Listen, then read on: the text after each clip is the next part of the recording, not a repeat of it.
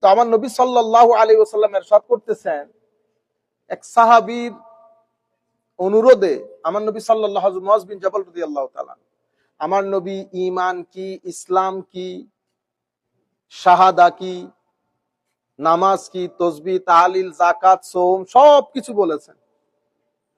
বলার পরে জিজ্ঞেস করতেছেন, আমি কি তোমাকে বলবো এখন ইয়ানি সব কিছুর এসেন্স অথবা সেন্টার পয়েন্ট কোনটা? মালাক, মানে যা কিছু বলেছি, ইসলাম, ঈমান, ইহসান, নামাজ, তাসবিহ, তাহলিল, সাদকা, যাকাত যা কিছু আছে সবকিছুর মূলে আমার নবী সাল্লাল্লাহু আলাইহি ওয়াসাল্লাম লেসান, আমার নবীর জবান বের করে এমনি করে ধরে দেখাইতেছেন, এটা হচ্ছে সবকিছুর মূল। আপনারা জানেন অসম্ভব বড় একটা সম্পর্ক স্বামী স্ত্রীর সম্পর্ক, বছরের পর বছর, 16, 17, 22 বছর, 25 বছর, শুধু সকালবেলা উঠে মাতার রাগের ভাষায় বলে দিচ্ছেন, তোমাকে তালাক দিলাম, তালাক দিলাম, বাস গান। আপনারা বুঝছেন এটা এত খতরনাক একটা জিনিস। আপনি আপনার ইয়েস এবং নোর মধ্যে রাষ্ট্রের বেচা বিক্রি হয়ে যায়। আমার রমজান শরীফের মধ্যে সবচেয়ে গুরুত্বপূর্ণ, যদি আমরা এই আল্লাহ যদি আমাদেরকে তৌফিক দান করেন, অন্তত জবানটা যদি কিছুটা হইলো হেফাজত হয়। বনি ইসরাইলের সবচেয়ে বড় খারাপই হইলো লেসান। জবানে যা হিসাব বইলে দিত, যা আসতো বলে দিত, জবানটার হেফাজত করে নাই। আমার নবীর সাহাবায়ে কেরাম ছিল সবরের পাহাড়, জবান চালাইতো না যেখানে সেখানে। হায় হায়, পুরা দুনিয়া আমার নবীর সাহাবায়ে কেরামের উপর।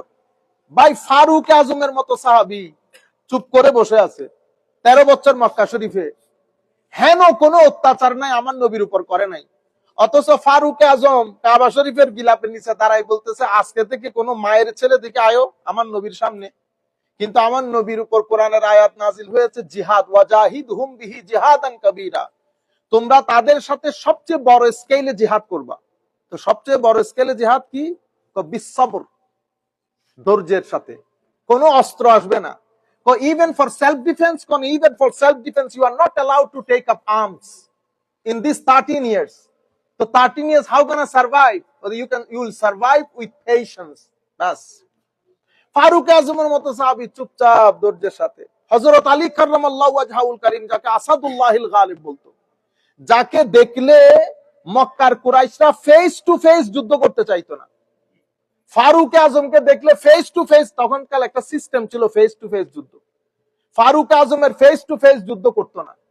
হযরতে আমির হামজা রাদিয়াল্লাহু তাআলা আনহুর সাথে ফেস টু ফেস যুদ্ধ করতো না। খালিদ বিন ওয়ালিদের সাথে ফেস টু ফেস যুদ্ধ করতেন না। এগুলা মুসলমানদের বীর। কিন্তু আমরা আনফরচুনেটলি আমরা জাতির কাছে তুলেও ধরতে পারি নাই, আমরা মরতে মরতে মরার আর বাকি নেই। আমি বলতে চাচ্ছিলাম, ফারুক আজম, উসমান, হযরত আলী, এই সমস্ত বড় বড় সাহাবায়ে কেরাম জবানও চালান নাই, ধৈর্য ধরতে বলছে ধৈর্য ধরছেন, কিছু করার নাই। এটা আমার নবীর শান। মুসা আলাইহিস সালামের মতো ছিল না আমার নবীর সাহাবায়ে কেরাম।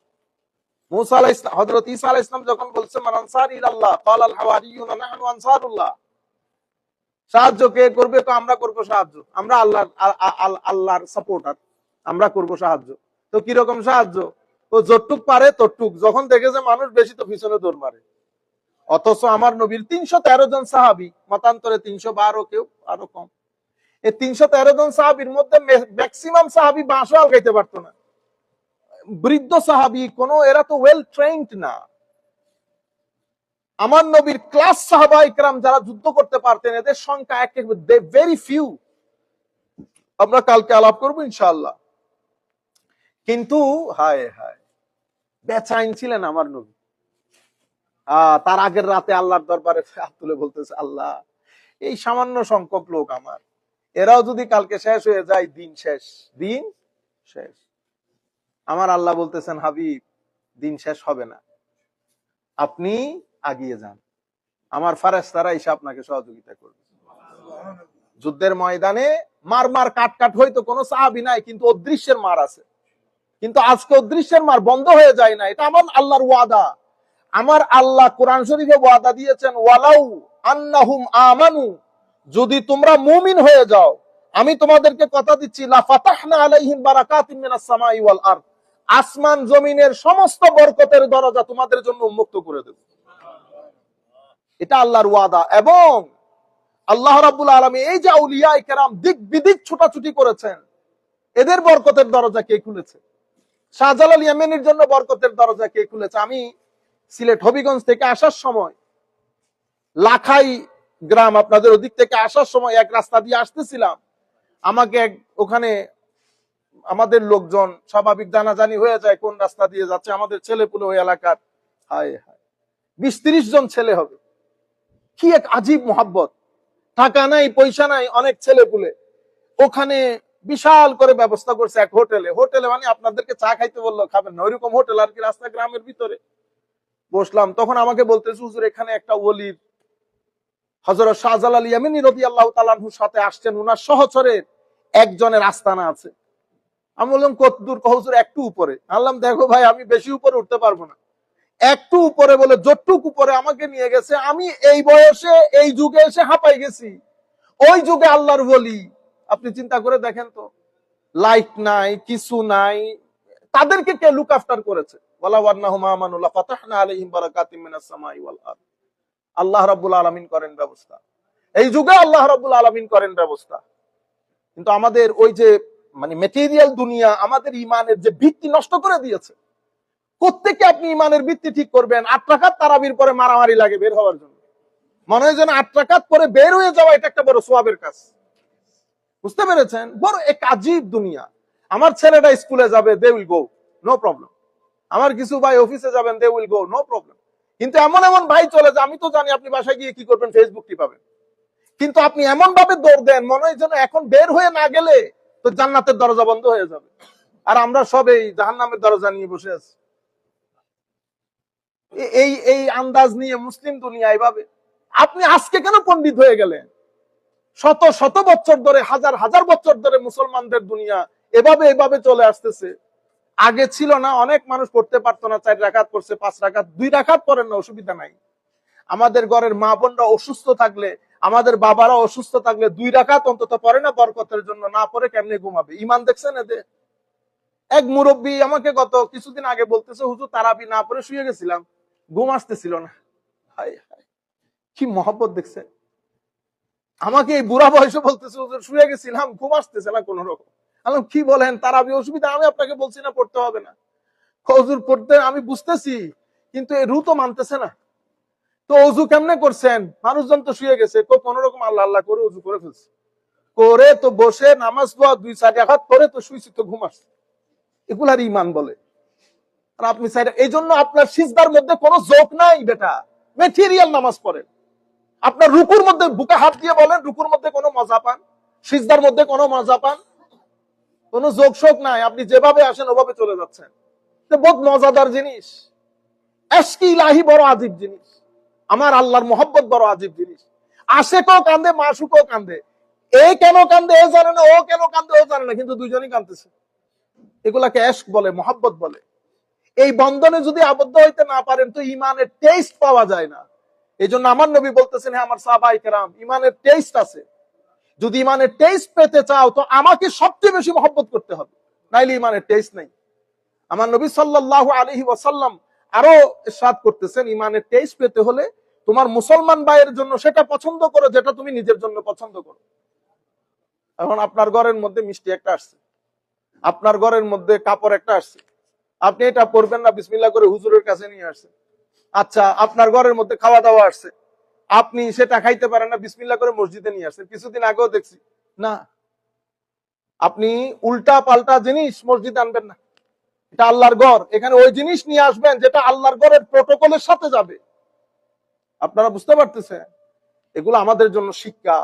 আমার নবী সাল্লাল্লাহু আলাইহি ওয়াসাল্লামের সাহাবায়ে কেরাম, আমার নবী সাল্লাল্লাহু আলাইহি ওয়াসাল্লাম দেখেন হুদাইবিয়ার প্রান্তরে তারা সবাই উমরার কাপড় পরা। এই কুরাইশরা একবার বলে দিবে, একবার দিবে না, ফেরত যান। অথচ আমার নবী যদি এমনি ইশারা করেন, আমার নবীর সাহাবায়ে কেরামের তখন যেই বল, মক্কা শরীফের লোকজনকে পিষে দিতে পারতো। ফারুক আজম ত্যক্ত বিরক্ত হয়ে যাচ্ছেন, এবং ফারুক আজম একটা কথাও বলে ফেলছেন। সেই কথা ফারুক আজম মৃত্যুর আগ পর্যন্ত আমার নবীর দরবারে গিয়ে কান্নাকাটি করতেন, ইয়া রাসূলুল্লাহ আমি এটা কেন বলে ফেললাম। আমার ফারুক আজমের কথা ছিল, ইয়া রাসূলুল্লাহ, আমরা আর আগের লোক নাই যে তারা যা মন চাই বলবে, এখন পিছিয়ে দেওয়ার সময়। আমার নবী বলতেছেন, না ফারুক, না ফারুক। তখন ফারুক আজম একটা কথা বলে ফেলেছে, কথাটা এরকম আর কি, যে এত ইয়া করার দরকার কি ইয়া রাসূলুল্লাহ, যাবো পিছিয়ে দিয়ে চলে আসবো। কিন্তু আমার নবী সাল্লাল্লাহু আলাইহি ওয়াসাল্লাম আপনি একদিন 2 দিন বসাই রাখছে, আপনি পারবেন এরম অবস্থায় এরকম 2-3 দিন পানি শুকাই, পানি নষ্ট ইয়া হয়ে যাচ্ছে, শর্টেজ দেখা দিচ্ছে, ওনারা তো প্রিপেয়ার ছিল না। কিন্তু আমার নবী বলতেছে, না আমি যুদ্ধের জন্য আসি নাই, আমি যুদ্ধ করার জন্য আসিনি, আমি যুদ্ধ করার জন্য আসিনি। শেষ পর্যন্ত তারা লোক একটা একটা করে পাঠায়, একটা একটা করে পাঠায়, একটা একটা করে পাঠায়, শেষ পর্যন্ত মিসওয়ার বিন মাখরামাকে পাঠিয়েছে। তখন উনি ইসলাম কবুল করেন নাই রাদিয়াল্লাহু আনহু। উনি আইসা, উনি মুসলমানদের অবস্থা দেখে উনি গিয়ে মক্কার কুরাইশ, ইতোপূর্বে আরো অনেক লোকজনকে পাঠিয়েছে, বাট মিসওয়ার বিন মাখরামা উনি অনেক এক্সপিরিয়েন্স ছিলেন আর অনেক বেশি এই ধরনের ফরেন প্রটোকল বা ইন্টেলেকচুয়াল টাইপের লোক ছিলেন, ইন্টেলিজেন্সিয়া। তো ওনাকে মক্কার পার্লামেন্টের মধ্যে সবাই বসে আবু জাহাল জিজ্ঞেস করতে, মক্কার উদ্বা সাহেবা জিজ্ঞেস করতেছিল যে আপনার ওপিনিয়ন কি। উনি এক কথাই বলতেছেন, ওয়াল্লাহি আপনারা মুসলমানদের অগ্রযাত্রা রোধ করতে পারবেন না। কেন কেন? ওয়াল্লাহি আমি যে দৃশ্য দেখছি, এই দৃশ্য আমি আমার জীবনে, আমি এত বড় বড় রাজপ্রাসাদে গেছি, আমি কোথাও দেখি না এই দৃশ্য। আপনি এই লোকগুলার অগ্রযাত্রা কোনোদিন রদ করতে পারবেন না। কেন, কি দেখছেন? আমি দেখছি, হায় হায়, আমি কোন মানুষকে, তাদের নেতাকে এভাবে সম্মান করতে দেখি নাই যেভাবে মুহাম্মদ সাল্লাল্লাহু আলাইহি ইসলামের সাথে যারা আছে তারা তাকে এমন সম্মান করতেছে। এই সম্মান তো আমি কোন রাজা মহারাজার দরবারে দেখি না। ওয়াল্লাহি মা রাআইতু আহাদান ইউআজ্জিমুহু আসহাবুহু মা ইউআজ্জিমু আসহাবু মুহাম্মাদিন মুহাম্মাদা সাল্লাল্লাহু আলাইহি ওয়াসাল্লাম। এক তাজিম। কি তাজিম দেখছো? তাজিম দেখতেছি মুহাম্মদ সাল্লাল্লাহু আলাইহি ওয়াসাল্লাম যখন ওযু বানাইতেন, ওযুর পানি নেওয়ার জন্য তারা দৌড়াদৌড়ি করত। মুহাম্মদ সাল্লাল্লাহু আলাইহি ওয়াসাল্লাম বসা কথা বলতেছেন, এত সংখ্যক সাহাবী, একটা সাহাবী তাদের রাসূলের দিকে এমনি চোখ তুলে তাকাচ্ছে না, সবাই সম্মানের জন্য নিচের দিকে তাকিয়ে আছে। কোন মুহাম্মদ সাল্লাল্লাহু আলাইহি ওয়াসাল্লাম যদি কোনো কিছু করতে বলতো, তো সমস্ত সাহাবী এটা করার জন্য একসাথে দৌড় দিত। তোমরা এদের অগ্রযাত্রা রোধ করতে পারবে না, এরা এক ইশারায় উঠবে আর এক ইশারায় বসবে। এই কথা তাদের ভিতরে অনেক বেশি তাসির করছে। তখন তারা চিন্তা করলো, না আমরা একটা এগ্রিমেন্টে চলে যাই। তখন এগ্রিমেন্ট করলো যে না, আপনারা এই বছর চলে যাইতে হবে, উমরা করতে পারবেন না। স্বাভাবিকভাবে চলে যাওয়া মানে তো আপনি পরাজিত হয়ে ফেরত আসা। তো সাহাবায়ে কেরামের জন্য এটা হজম করা অনেক ডেঞ্জারাস ছিল। আমি আপনাদেরকে শুধু মুসা আলাইহিস সালামের কওম আর আমার নবীর সাহাবায়ে কেরাম বোঝানোর জন্য বলতেছি। মুসা আলাইহিস সালামের কওম কত ধরনের ঢং করছে দেখছেন, কত ছেঁচড়ামি। কিন্তু আমার নবীর সাহাবায়ে কেরাম, ফারুক আজমের মতো লোক ওখানে, আমির হামজার মতো লোক ওখানে, হযরতে আলীর মতো লোক ওখানে, সবাই এক বাক্যে সবার মন খারাপ, মন অনেক খারাপ। আমার নবী সাল্লাল্লাহু আলাইহি ওয়াসাল্লাম ঘরে এসে বলতেছেন, মানে তাঁবুর মধ্যে এসে বলতেছেন, আমি এদেরকে কি করে বলি যে ইহরাম খুলে ফেলো, আমরা ব্যাক করব। হায় হায়, উম্মু সালামা, আমাদের মা উম্মু সালামা রাদিয়াল্লাহু তাআলা আনহা, আমার নবীর সাহাবায়ে কেরামদের মধ্যে উম্মু সালামা অনেক সেনসিটিভ ছিলেন, অনেক সেনসিটিভ। উম্মু সালামা বলতেছেন, ইয়া রাসূলুল্লাহ, আপনি মন খারাপ করিয়েন না, আপনি শুধুমাত্র বাইরে গিয়ে তাদেরকে দেখান যে আপনি ইহরাম খুলে ফেলেছেন। আপনাকে ইহরাম খুলতে দেখলে কোন সাহাবী তাদের গায়ে আর ইহরাম রাখবে না, আপনি বলতে হবে না। কিভাবে আমার নবী সাহাবায়ে কেরামকে, কি মহব্বত, কি তাজিম, কি ইশক। সেই নবীকে আজকের যুগের ফান্ডারা এসে আমার নবীকে বলতেছেন আকাল ছেলে। আপনি বলতেছেন হুজুর আপনি এরকম। আরে ভাই, আমি বাপ মা ছেড়ে দেবো, কি বলেন? আমার নবীর সাহাবায়ে কেরাম আমার নবীকে কি করেছে? এই জাহেল বেয়াদব মুরাক্কাব লোকগুলো আমার নবীর শানে এগুলা কি শব্দ ব্যবহার করে? আমার নবী সাল্লাল্লাহু আলাইহি ওয়াসাল্লাম ইহরাম খুলতে দেখার দের সাহাবায়ে কেরাম ইহরাম খুলে ফেলেছে। চুপচাপ সাহাবায়ে কেরাম, কারো মনে শান্তি নেই, মানে রাগ ক্ষোভ, এদের কারণে রাষ্ট্র ছাড়তে হয়েছে। আজকে তো আমরা শক্তিশালী, আজকে তো তাদেরকে জিজ্ঞেস করতে হচ্ছে না, যাবো আর মেরে কুটে চলে আসবো, এন্ড অফ দ্য স্টোরি। কিন্তু আমার নবী বলতেছেন, না, আমি মারা কাটার জন্য আসি নাই। তখন প্রতিমধ্যে আমার আল্লাহ বলতেছেন, ইন্না ফাতাহনা লাকা ফাতহাম মুবিনা, হাবিব আপনি তাদেরকে বলে দেন আমি তাদেরকে ফাতহে মুবিন দান করেছি, স্পষ্ট বিজয়। সাহাবায়ে কেরামের মাথা আরো খারাপ হয়ে গেছে না, এমনিতে ফেরত যাইতেছি, আবার কই স্পষ্ট বিজয়। বুঝতে পেরেছেন? কিন্তু সাহাবায়ে কেরামের মধ্যে টু শব্দ ছিল না। এটাকে তাওয়াক্কুল বলে। এই কারণে আমার আল্লাহ বলছে রাদিয়াল্লাহু আনহু ওয়া রাদু আন, এ আমার নবীর সাহাবায়ে কেরাম, তোমরা আমার উপর রাজি, আমি তোমাদের উপর রাজি। এবং এক হাদিসের মধ্যে আমার নবী বলতেছে, কোন যুদ্ধের মধ্যে যদি তোমরা আমার সাহাবায়ে কেরামের ওসিলা দাও, আল্লাহ ওই যুদ্ধে জয়দান করবে সাহাবায়ে কেরামের ওসিলাকে। এই পর্যায়ে মর্যাদা দান করা হয়েছে সাহাবায়ে কেরামকে। সাহাবী বলে কাকে জানেন? সাহাবী বলে যেই ব্যক্তি, আমরা একটা জিনিস, এটা আলেমদের জন্য অবশ্য আমরা বলি না, এটা যেই ব্যক্তি আমার নবীকে দেখেছেন, কালমা পড়েছেন, অথবা কলমার মধ্যে মারা গেছেন। তা আমি যদি দেখেছেন শব্দটা লাগাই, তাইলে আমার নবীর অন্ধ সাহাবায়ে কেরাম সাহাবীর মর্যাদা পাবেন না। সেই কারণে দেখানি না, যেই ব্যক্তি আমার নবীর হাতে কলমা পড়েছে অথবা ওই কালমার উপর মারা গেছে, তাকে আমরা কি বলবো? সাহাবী বলবো। আল্লাহ রাব্বুল আলামিন আমার নবীর সাহাবায়ে কেরামকে জাযায়ে খায়ের দান করুক। এবং আমার নবীর যেই সমস্ত সাহাবী বদরের যুদ্ধে বাবা ছেলের বিরুদ্ধে, ছেলে বাবার বিরুদ্ধে দাঁড়িয়ে গেছে, হযরত আবু বকর সিদ্দিক রাদিয়াল্লাহু তাআলা আনহুর এক সন্তান, riwayat-এর মধ্যে আসতেছে, উনি তখন ইসলাম কবুল করেন নাই। বলতেছে, বাবা বদরের যুদ্ধে আপনি 2-3 বার আমার তরবারির সামনে চলে আসছেন, আমি শুধু বাবা হওয়ার কারণে ছেড়ে দিছি। হযরত আবু বকর বলতেছে, ভাগ্য ভালো বেটা, তুই আমার তরবারির নিচে একবারও আসছ না। তুই যদি আমার তরবারির নিচে একবারও আসতি বেটা, আমি তোরে ছেড়ে দিতাম না। অবু বাবা পুত্র খনা, নবীর বাজারে যেই দিন নিজেকে বিক্রি করে দিছি, সেই দিন আর কোনো বাবা পুত্র নাই। আমার নবী সবকিছু, আমার নবী সবকিছু। হযরতে মুসআব বিন উমাইর রাদিয়াল্লাহু তাআলা আনহুর মতো জলিলুল কদর সাহাবী, উনি the richest person of Meccan peninsula, the then Meccan peninsula, তৎকালীন যুগে সবচেয়ে বড় ধনীর ছেলে হযরত মুসআব বিন উমাইর রাদিয়াল্লাহু আনহু, এক বাবার এক সন্তান। ওনাকে মক্কার গভর্নর হওয়ার জন্য রেডি করা হচ্ছিল। আমার নবী দারুল আরকামের মধ্যে, হাইরে কাউকে বলে কাউকে বলে না, দারুল আরকামে ছোট্ট একটা ঘরের মধ্যে বসে আমার নবী সাহাবায়ে কেরামকে নিয়ে পরবর্তী মিশন কি হবে, ভিশন কি হবে, চ্যালেঞ্জেস গুলা কিভাবে মোকাবেলা করব, ইত্যাবসর এক সাহাবী বলতেছেন, ইয়া রাসূলুল্লাহ মাসাব আসতেছে। আমার নবী বলছেন, লেট হিম কাম ইন, আসতে দাও। মাসাব আসছে, মাসাব আমার নবীর আজীব তো, আমার নবীকে দেখলে মানুষ অন্তর বিগলিত হয়ে যেত। আমার নবীর চেহারায় পাক, আমার নবীর হাসি।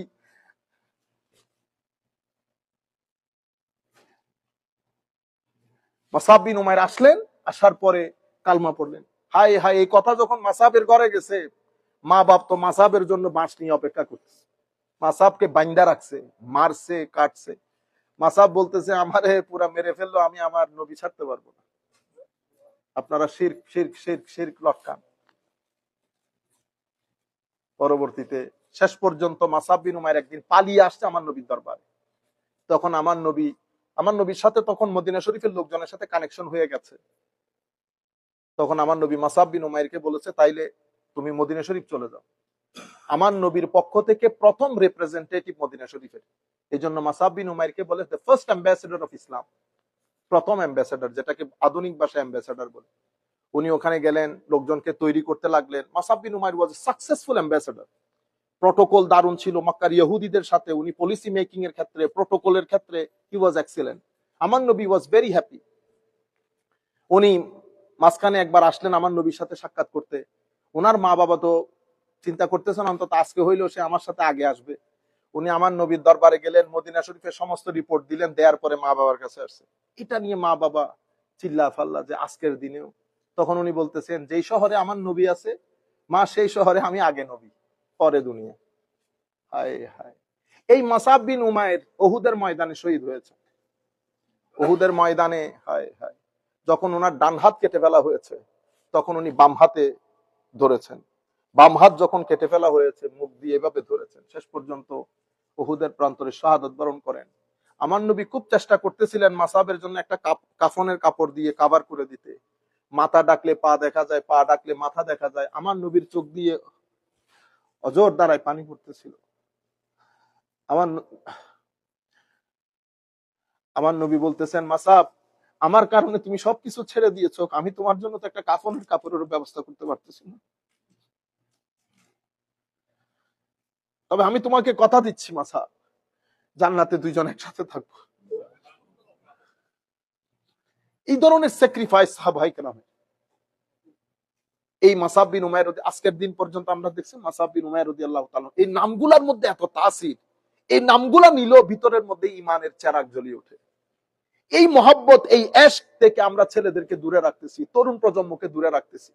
আমরা তাদেরকে উগ্রতার দিকে ঠেলে দেই, তালোয়ার মারো, তালোয়ার মারো। যদি তালোয়ার মেরে যদি ইসলাম কবুল হয়, তাহলে তো আমার নবী প্রথম দিন তালোয়ার মেরে অনেক কিছু করে ফেলতে পারতেন। এই বদরের প্রান্তরে আমার নবী হায় হায় সারা রাত সিজদার মধ্যে পড়া, কি হবে কি হবে। শেষে বদরের যুদ্ধ হলো। বদরের যুদ্ধে তো সেরকম কোনো ফাইটই হয় নাই ধরতে গেলে। আমার নবী সাহাবায়ে কেরাম মাশাআল্লাহ যুদ্ধের মধ্যে জিতলো। এই প্রথম ইসলাম টাকা পয়সা দন দৌলত আস্তে আস্তে পাওয়া শুরু করলো। সাহাবায়ে কেরামের কনফিডেন্স বেড়ে গেল, আমার নবীর কনফিডেন্স বেড়ে গেল। এমনিতে তো কনফিডেন্স আছে, স্বাভাবিক, এই যাত্রা তো আর রুখে দিতে পারবে না কেউ। তবে বদরের যুদ্ধ এটা একটা ডিসাইসিভ ফ্যাক্টর ছিল। কুরাইশরা স্বপ্নের মধ্যেও কল্পনা করে নাই তারা এই মাইর খাবে। যাই হোক, শেষ পর্যন্ত যা হওয়ার তা। আমি বলতে যেখান থেকে চেয়েছিলাম জবান, আমার নবী সাল্লাল্লাহু আলাইহি ওয়াসাল্লাম ইরশাদ করছেন, দুইটা হাদিস বলে শেষ করে দেব। এটা আপনাদের জন্য খুব চমৎকার একটা হাদিস। আন আবি হুরায়রা রাদিয়াল্লাহু তাআলা আনহু قال قال رسول الله صلى الله عليه وسلم আসদাকুকুম রুইয়া আসদাকুকুম হাদিসা। হায় হায়, তো তোমাদের স্বপ্ন যদি সুন্দর করতে চাও তো তোমাদের এটাকে ঠিক করো। যারা কথায় অনেক সত্যবাদী তাদের স্বপ্ন অনেক দারুণ। কিরকম? রুইয়া সালাসা, স্বপ্ন তিন ধরনের হয়। ফারুইয়া সালেহা বুশরা মিনাল্লাহ, হায় হায়, কিছু আছে নেককার স্বপ্ন, এটা আল্লাহর পক্ষ থেকে বান্দার জন্য সুসংবাদ। আপনারা দেখেন অনেক মানুষ আমাদের সাথে এসে বলেন আপনাদের সংবাদ। এই যে আপনারা সুস্বপ্ন দেখেন, এটাকে নবুয়তের 40 ভাগের 1 ভাগ বলা হয়েছে। এত সহজ না। এই সুন্দর স্বপ্নটা আপনি দেখেন কারণ আপনার জবান ভালো, আপনার কলব ভালো। আর এই স্বপ্ন হচ্ছে আল্লাহর পক্ষ থেকে আপনার জন্য সুসংবাদ যে আল্লাহ আপনার উপর রাজি আছে। এরপরে ওয়ারুইয়া তাহজিন মিনাশ শাইতান, আর কিছু স্বপ্ন দেখবেন এটা শয়তানের পক্ষ থেকে হয়, যেটা আপনাকে ভীত সন্ত্রস্ত করে, ভয় পাওয়াই দেয়। ওয়ারুইয়া মিম্মা ইউহাদ্দিসুল মারউ নাফসা, আর কিছু স্বপ্ন আছে আপনার নফসের থেকে। শুরু করবেন ইংল্যান্ড থেকে, শেষ হবে বাংলাদেশ, মাঝখানে ইউরোপ, আগা নাই মাথা নাই, বুঝতেছেন না? এটা হলো, এটা আপনার নফসের স্বপ্ন, এগুলার কোনো ঠিক ঠিকানা নাই। ফাইন রাআয়া আহাদুকুম ফাইন রাআ আহাদুকুম মা ইয়াকরাহু, যদি স্বপ্নের মধ্যে কোনো ভয়ঙ্কর কিছু দেখেন যেটা আপনি ভীত সন্ত্রস্ত হয়ে যান, ফালিয়াকুম ফালিয়ুসাল্লি ওয়ালা ইউহাদ্দিস বিহা বিহান নাস, তাইলে আপনি উঠে 2 রাকাত নফল নামাজ পড়বেন, আপনার এই স্বপ্নের কথা কাউকে বলবেন না। উঠে 2 রাকাত নফল নামাজ পড়বেন, এই স্বপ্নের কথা কাউকে বলবেন না। আমার নবী সাল্লাল্লাহু আলাইহি ওয়াসাল্লাম ইরশাদ করেছেন, আন আনাস ইবনে মালিক রাদিয়াল্লাহু তাআলা আনহু আন্না রাসূলুল্লাহ সাল্লাল্লাহু আলাইহি ওয়াসাল্লাম قال আলাইকা বিহুসনিল খুলুক ওয়া তুলিস সামত। আমার নবী বলতেছেন, তোমরা চরিত্রটা সুন্দর করবা আর লম্বা সময় পর্যন্ত চুপ থাকার অনুশীলন করবা। To be silent for long time, this is very very good for your spiritual life, spiritual health. এরপরে ফাওয়াল্লাযী নাফসি বিয়াদিহি মা তাজাম্মালুল খালাইকা বিমিসলিহিমা, আমার নবী বলতেছে, আমি আল্লাহর শপথ করে বলতেছি, সুন্দর চরিত্র এবং চুপ থাকার মতো ফজিলতপূর্ণ জিনিস আর নাই। সুতরাং আল্লাহ আমাদেরকে তৌফিক দান করুক মাহে রমজানের মধ্যে